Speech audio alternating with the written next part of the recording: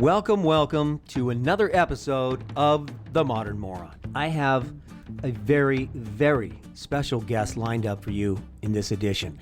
It's someone I've known my entire life. We've been through an awful lot together. My guest is me. Sorry, I couldn't get someone lined up for this week, so whatever. Don't judge me, okay? Don't judge me. All right. We're going to start off light and breezy and work towards dead serious. In my return to this podcast, not that anyone noticed that I left, although I have to say a few of you did, and thank you for your notes and messages, mostly female. Can you believe that? This show, I can't believe the show has female listeners more than male listeners, but I think it might. I don't know why. I would really rather not discuss politics on this program anymore for reasons that will become apparent. However, that's become extremely difficult.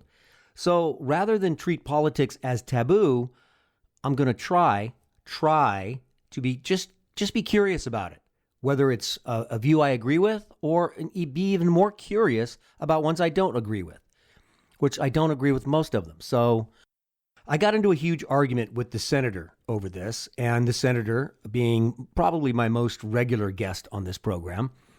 And I'm sure I'm not alone in saying friendships have been lost and certainly changed over the political climate, both in this country and globally. We've kind of lost the ability to listen to an opinion other than our own, to be able to process that information and come back to some informed state of mind that's not completely red or completely blue or black or white or rainbow. It doesn't have to be all one color. Please see an article I will post at the end of the description from the LA Times titled "The Decline and Fall of Nuance." Sadly, some of you may not do that simply because you hear the LA Times and that represents something that has zero value to you. You know, all information should have some value. Okay, we get it. Take all the information, turn it into knowledge, and then maybe we can apply it in the world with some wisdom and compassion, you know, and then we'll see what happens. You see that? See what I did there? I'm so f***ing zen, I can't believe it. By the way, in that article, which I have right here, I actually had it sent to me by a friend. The author of the article recalls seeing a woman at a Black Lives Matter protest with a sign that read, "Not all blacks are criminals. Not all whites are racist. Not all cops are bad. Ignorance comes in all colors." How great would it be if we had a march or a sit-in with that as the central message? I saw a different, it was a t-shirt, I think, slogan, and it turned my stomach. It was something to the effect, I'm going to paraphrase it, that if you choose to stand by and not join the cause, then you're condoning the opposition, which I think is absolute fucking horseshit. So by that rationale, if I'm a liberal and I don't join your liberal fill in the blank cause, I'm condoning and supporting the right. By that rationale, if I don't get my assault rifle and head on over to the Capitol and put on all my camo gear and don't stand with them, does that mean I'm supporting you? So it works both ways. Sorry about that. Didn't I say I wasn't going to talk politics? Oh, well. You are fake news. All right. A couple of documentary recommendations. The first is a recommendation. The second is an assignment, a must watch. The first one, it's called The Biggest Little Farm, and it's on Hulu. Maybe you've seen it. It's been out I believe it was in theaters a couple of years ago. It's a documentary. Very interesting. It was a couple in Los Angeles. The husband is a wildlife camera operator. Again, the name of it is The Biggest Little Farm. It's on Hulu. He is a wildlife camera operator, travels the world. The wife is a personal chef with a focus on healthy, wholesome food. So they're both away a lot. And I think how the story goes generally, just to give you a peek, is that the husband was covering something locally, a property owner, some elderly person who had literally hundreds of animals, mainly cats and dogs, but all kinds of other animals that she was sheltering on her property, which was an absolute public health disaster. They had to gather all of these animals that were in some really horrible living conditions. The health of these animals, they had to be put down, which my daughter didn't know what the term put down meant. And it wasn't a verbal put down. You know, it means euthanasia, which she didn't know the name of that either. So the couple ended up adopting one of the dogs from this situation. They truly rescued it. It was going to be put down. They rescued it. While they were at work, once they got the dog back to the house and established, the dog would bark constantly all day long to the point that the neighbors would complain. It got so bad that they got evicted. Instead of giving up the dog that they had vowed that they had saved this animal's life and it was so important, they decided to go for their dream of having a farm so that they could keep the dog because they saved its life. So fast forward, they end up on a farm, and it was interesting how this documentary and the guy shooting it, the farmer and his wife, how they showed that farming doesn't always mean growing and nurturing all life. They had chickens. They got a big delivery of chickens. So cute, right? The little peeping chickens is adorable. The chickens lay eggs, and the eggs provide one of their main sources of income. I mean, they end up really relying on it until coyotes come in and start slaughtering the chickens. They tried everything to deter the coyotes, to give they also had geese and ducks, all kinds of different animals on this farm, ways to protect them or ways for them to get away from the coyotes. It just didn't work until finally the coyotes were literally killing hundreds of chickens. They tried everything except shooting the coyotes. Well, finally it just came down to where the farmer felt like he had no choice. Grabbed his shotgun and he killed one of the coyotes. And they had a close-up of this dead coyote. Crossfade from the image of the dead coyote to the image of the dog whom they rescued from being killed and was sort of the sole purpose of them moving to this farm. And in that, the guy admitted it was very poignant where he admitted that there's some hypocrisy involved in being on a farm in life. You know, he raised some baby pigs and he got attached to them, but then he had to sell them off to market. He had to put down a sheep right in the pasture because it had become injured or it was born with some kind of a defect that nothing could be done other than to kill the poor animal. So you may say, oh, well, eat a plant-based diet and there won't be that problem. Well, there were plenty of problems with other critters, specifically insects, that were destroying their crops. What's my point? That we have become so unbelievably spoiled when living in the cities that we live in. Walking into a grocery store, we forget. I know I forget. I mean, how many times a day do I lose perspective and forget? God damn it! I can go into a grocery store and pick up a styrofoam package with any kind of meat or seafood I want, practically. And I can walk down any aisle and just it's right at my fingertips. And I lose sight of that every time I leave my driveway. Has the whole world gone crazy? From my little hobbit hut. I guess I'm working towards not losing perspective as often as I do. Damn it! Okay. Item number 2. My first colonoscopy. And I know you can't wait to hear about it, so don't say ew, because I know you're riveted by this. So, never had a colonoscopy before. I'm pushing 60, and I should have had one by now. But the healthcare system I have just has you send in a little swab of your poop twice a year, and that supposedly equals a colonoscopy. Well, a couple months ago, I got a case of diverticulitis. Diverticulitis is an infection of the large intestine. Ew. So I was treated for it with antibiotics. Okay, fine, it went away, but then they recommended, we better check under your hood and see if there's any stuff we need to clear out of there. It's not so much the colonoscopy, it's the preparation for the colonoscopy. And all I can say is, because when I went in finally that day and I'm laying on the bed and they say, hey, how you doing? How you feeling? I just want to say, you know what I went through the last 24 hours. You have to fast for almost 48 hours. And they give you this stuff to drink to make sure that there's nothing in your digestive tract. I mean, from start to end of your digestive tract. And I said, do you know anything about jet skis? He said, no. I said, well, I kind of feel like a human jet ski over the last day or so. Despite the discomfort of drinking a gallon of this swill that they give you, there was something good about it, though, being as clear as I was. I literally had nothing in me, that there was something good about that. And I'm sure that with the health nuts out there, that there's other methods of, air quotes, cleansing. But it made you think, what's the first thing I'm going to eat after this? Am I going to go to McDonald's and get a Big Mac? Or am I going to eat some granola? Or am I going to just keep fasting until I wither away to nothing? I know this is gross to some of you, but, it shouldn't be gross, as I said, to this demographic. Even to my gals out there who are listening. When you hit our demo, come on. This is when, no pun intended, or pun intended, the shit gets real, right? There are biological unpleasantries about life that you just have to deal with.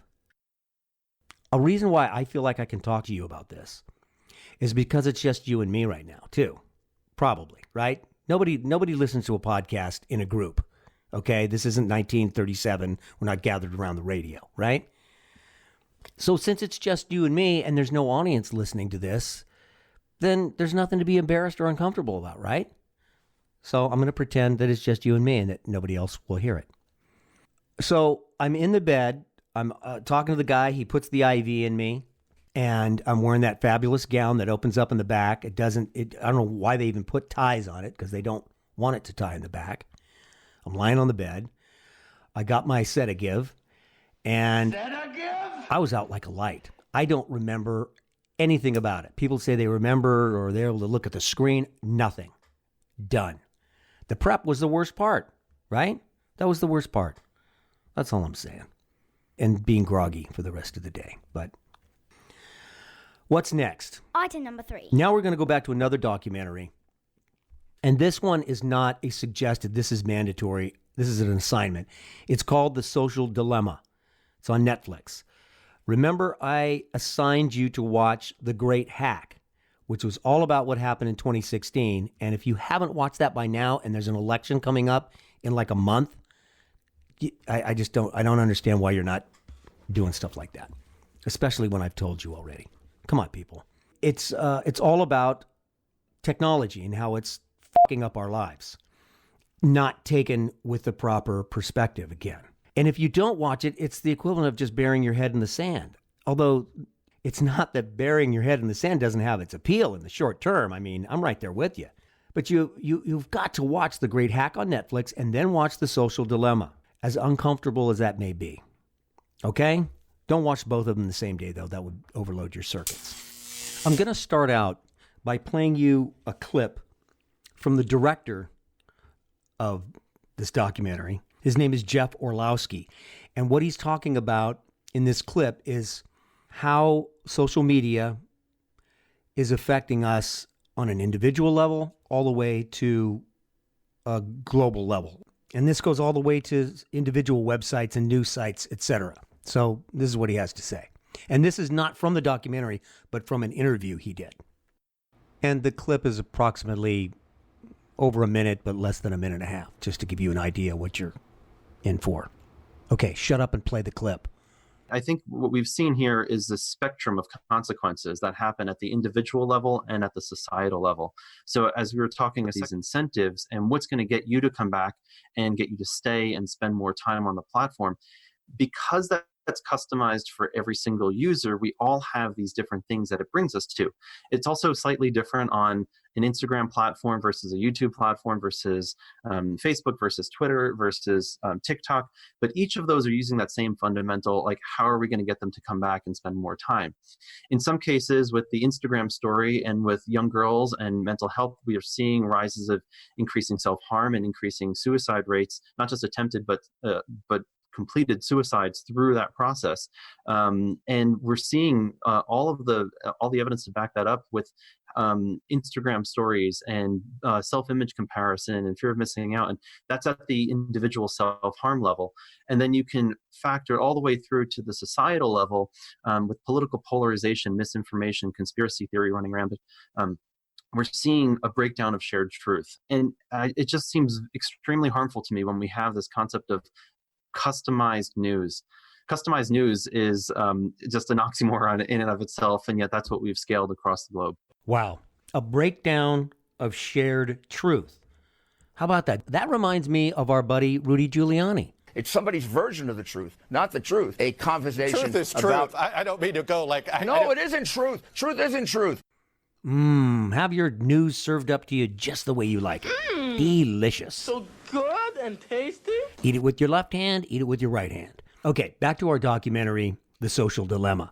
So I got a lot to go over with this. So we're just going to start by talking about some of the individuals that are in this documentary. The first guy I want to tell you about, his name is Tristan Harris. He sits down and gets introduced. This is from his Wikipedia page, biography. He was raised in the San Francisco Bay Area by a single mother. Later on, he studied computer science at Stanford University while interning at Apple at the same time. He then embarked on a master's degree at Stanford, where he joined a company called Persuasive Technology Lab. Harris studied the psychology of behavior change.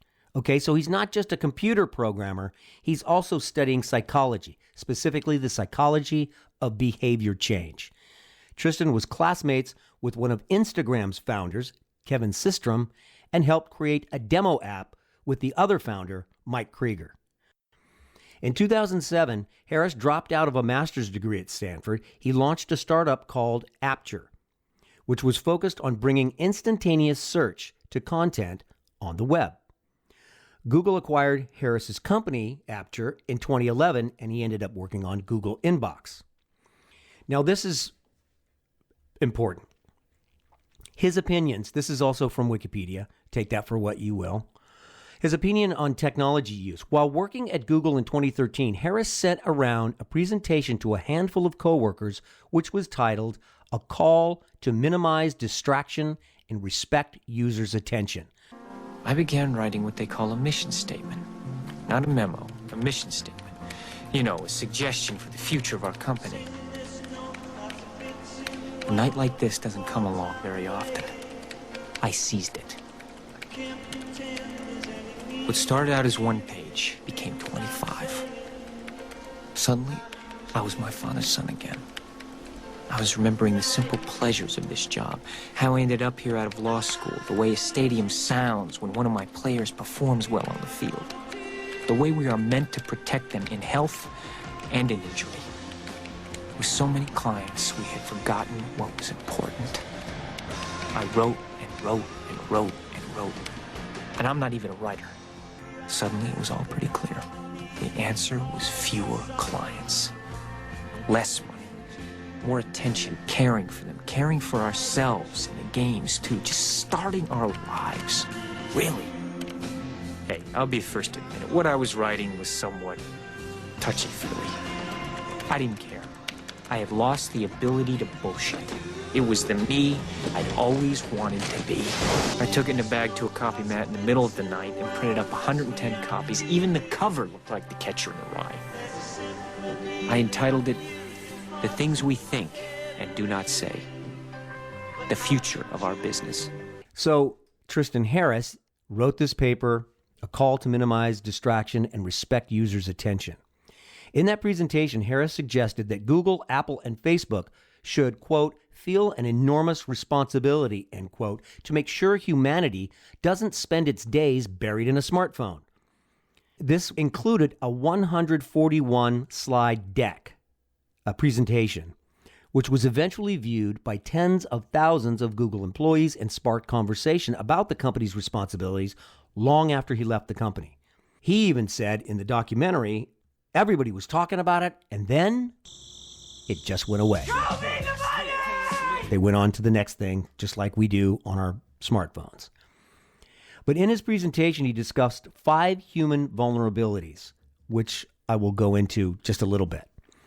One is called bad forecasting, where alert messages don't clearly explain what the user is about to give up in terms of their attention. For instance, Facebook might show a notification that you were tagged in a photo.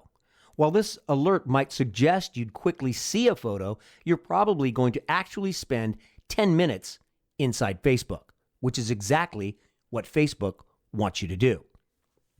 The second of these 5 human vulnerabilities is called intermittent variable rewards. This is the idea that users keep performing an action in hopes of getting a possible but unlikely reward. Harris calls this type of behavior the most addictive and hardest to stop, just like playing slot machines in casinos. That's his example. Actually, this is his example. When you're refreshing an app like Twitter or Facebook to see new content from friends.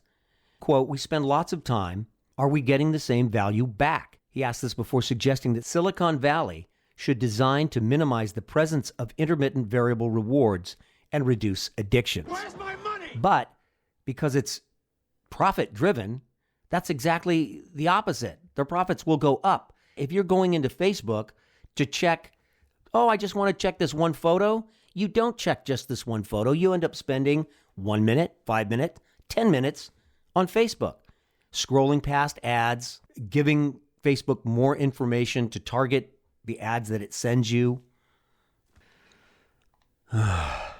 Number 3. I know this is hard, but, tough love. The third is called loss aversion, or the fear of missing out. FOMO. You ever heard of that? FOMO, fear of missing out, as the kids call it? Because we're constantly afraid of missing an alert, like a major event. And what are we calling a major event these days? That little dopamine rush when you hear that sound, that sound is that you have that notifies you, somebody texted you, somebody emailed you, whatever it is. You've got mail. When was the last time a Kardashian wiped their ass? That might be an event for you. We're constantly checking our phones as if running on a treadmill, Harris says. He suggested designers should design to give users confidence that they can disconnect more often and not miss something important. Number 4 is called fast and slow thinking. Harris suggested that creating tech that's too frictionless takes away our human ability to consider before acting. They don't want us to think before we act. They click, hit that button. Clickbait. You've heard that term by now, clickbait. Our phones buzz, so we take them out of our pockets without even thinking about it. Harris suggests designers should leave enough friction for users to pause and consider their actions. Now, that makes me instantly think, I should take it upon myself to pause and consider my actions. It's not up to Facebook to do that. And that's exactly what Facebook is saying, because they're making zillions of dollars off of our knee-jerk reactions. Bazinga! Number 5, stress and altered states. Here, Harris warned that certain actions we take with our tech products force us out of a healthy state of mind. I'm sure you can relate to that. For instance, Harris said, we stop breathing while we check our email, and that our sympathetic nervous system is activated, our liver dumps glucose and cholesterol into our blood, and our heart rates increase, preparing us for a fight or flight response. So many things come down to that fight or flight response these days that we don't realize. He said designers should instead design apps to minimize stress and calm people. Things you own end up owning you. But do what you like, man. Yes, designers should. The companies they work for should. But that's not why companies are in business. When does the ethical behavior of a company become more important than profits? Show me the money! Or, as most companies would say, although maybe off the record, when should the consumer take responsibility for what they buy? I want some crack! You would probably get a different answer from different companies, right? Whole Foods might give you a different answer, although they're owned by Amazon now. But back in the old days, Whole Foods might give you a different off-the-record answer than, say, Monsanto or ExxonMobil. Should there be any regulation to protect us morons from ourselves, or is it, as Mike Brady, again, with the caveat emptor? Remember I hauled that out? I hauled that out in episode 38, The Wheeler Dealer from the Brady Bunch. Now, I know you know the Brady Bunch because you're over 50, preferably over 55. If you're under 50, turn off your phone and get off this podcast. Okay, it's the Wheeler Dealer from the Brady Bunch. Greg buys his first car and he ends up with a lemon. Do you remember that episode? I bet you do. Greg, are you trying to tell us that you actually bought this, Classic, Dad. Why? Do you think it's safe for him to drive it? Honey, I think the safest kind of car you could have, one that's not going to run. Thank goodness for Dad. Mike Brady, he told Greg the great saying, caveat emptor, let the buyer beware. Wasn't that a fun trip down memory lane? Yeah. Okay, I want to wrap this up because there's so much more to talk about related to this documentary. But I want to end up with this clip from Tristan Harris, where he talks about computers and the software or apps that we used to have and how they were tools. The computer was a tool. The apps we used were considered tools. We still try to call them tools.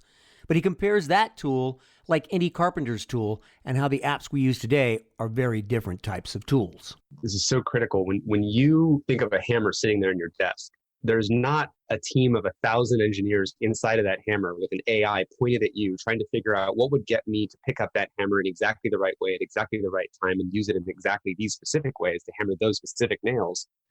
That's just a tool. A tool is just waiting to be used. And we used to live in a tools-based technology environment. You know, I grew up on technology. I grew up on the Macintosh. Steve Jobs used to say that the Macintosh is a bicycle for the mind. It's just this tool that is a tool for creativity, this engine. It didn't want anything from you. If you compare that to what is the world we're living in now, mostly what we're using with technology, it's things whose business model depends on manipulating our attention and getting us to use it in specific ways for very long periods of time. So our default technology environment is a manipulation-based technology environment, and kids are growing up in that, and they will not have known anything different. And that's one of the things that is in the film that we're kind of very alarmed about is, you know, the digital native, this is what they're growing up in.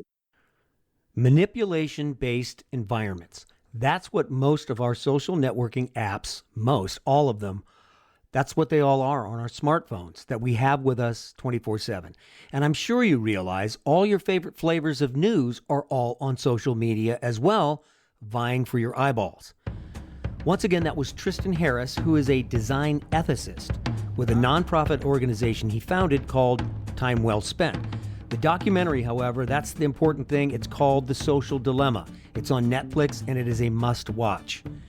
Think of it like taxes or picking up your dog's poop when you take him for a walk. It's gross, but you got to do it, okay? We'll definitely talk more about this. Until next time, keep being a moron. What? I need to come up with a better tagline like, be a moron, not a more-off. No. Let me see. Morons do it with no brains. No. Until next time, moronosity. It's delicious. No, let's see. Morons than less nons. No, that's not